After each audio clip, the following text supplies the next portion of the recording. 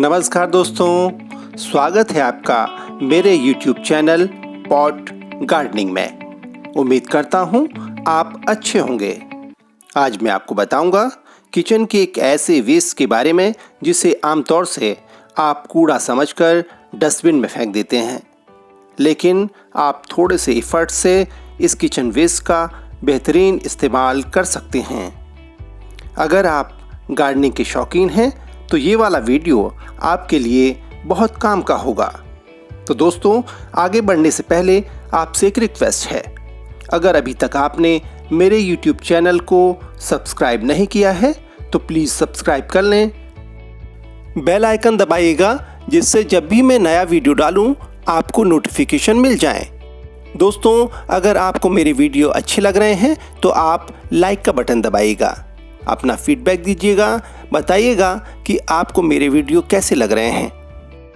दोस्तों, आजकल सर्दियों के दिन हैं। आपके घर में भी दिन में कम से कम 3-4 बार चाय तो बनती ही होगी, और अगर किसी दिन मेहमान आ गए तो फिर ये सिलसिला और भी बढ़ जाता है। तो सोचिए, 4-5 बार चाय बनाने के बाद जो चाय पत्ती बच जाती है, आप उसका क्या इस्तेमाल कर सकते हैं।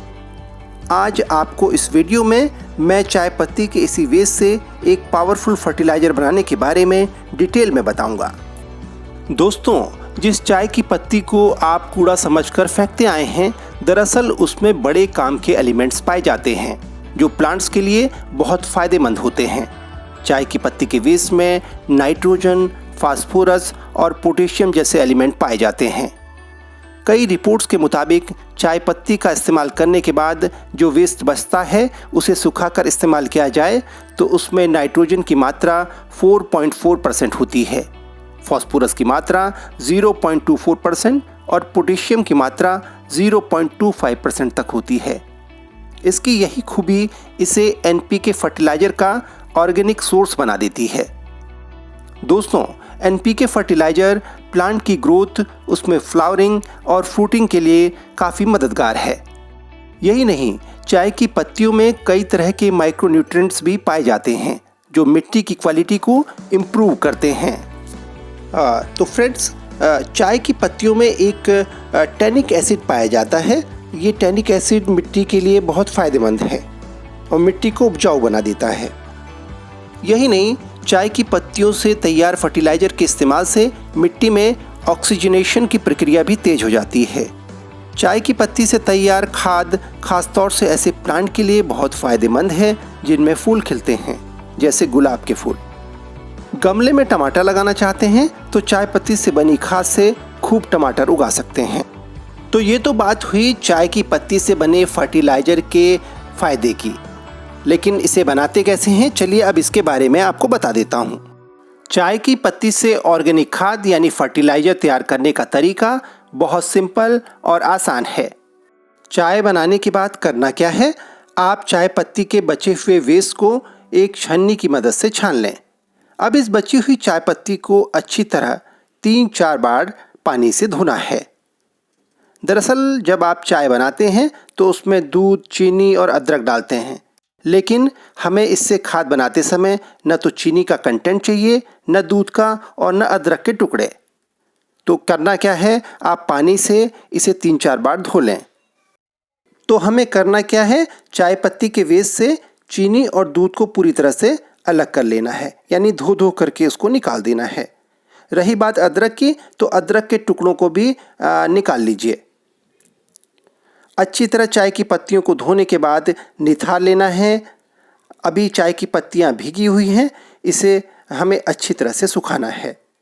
तो इसके लिए आप एक प्लेट ले लीजिए या फिर ट्रे में फैलाकर धूप में सुखा दीजिए। आमतौर से 5 से 6 घंटे की धूप में चाय की पत्तियां जो होती हैं वो सूख जाती हैं। आप इसे 2-3 दिन आप जो है धूप में रख लीजिए, जिससे ये बिल्कुल अच्छी तरह से सूख जाएगा। इसमें जो भी मॉइस्चर होगा वो निकल जाएगा, और इस तरह से आप इसको प्रोसेस करते रहें। चाय पत्ती के इस वेस्ट को सुखाने का एक आसान तरीका है। आप 2 प्लेट ले लीजिएगा। एक प्लेट में आप जो चाय पत्ती सुखा रहे हैं उसको स्टोर करते रहें, और एक दूसरी प्लेट में जो भीगी हुई चाय पत्ती है उसे सुखाएं। तो इस तरह से जो सूखी हुई चाय पत्ती है वो इकट्ठा होती जाएगी दूसरी प्लेट में, और जब वो अच्छी तरह सूख जाए तो उसे किसी कंटेनर में स्टोर करके रख सकते हैं।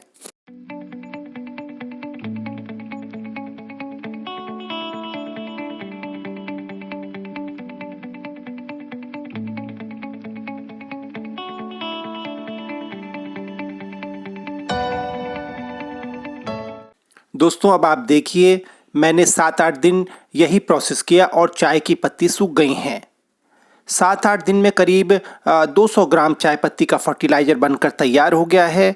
अब ये फर्टिलाइज़र इस्तेमाल करने के लिए तैयार है।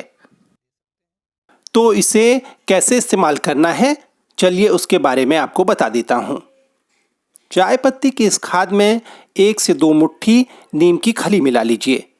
इससे ये खाद और भी पावरफुल बन जाएगी। तो इन दोनों को अच्छी तरह से मिला लो। अब इस खाद को प्लांट में अप्लाई किया जा सकता है, लेकिन प्लांट में खाद को डालने से पहले पॉट की मिट्टी को ढीला करना होगा। तो खुरपी की मदद से मिट्टी की गुड़ाई कर लेते हैं। मिट्टी की गुड़ाई करने के बाद ही एक प्लांट में 1 से 2 मुट्ठी चाय पत्ती कंपोस्ट डालना होगा।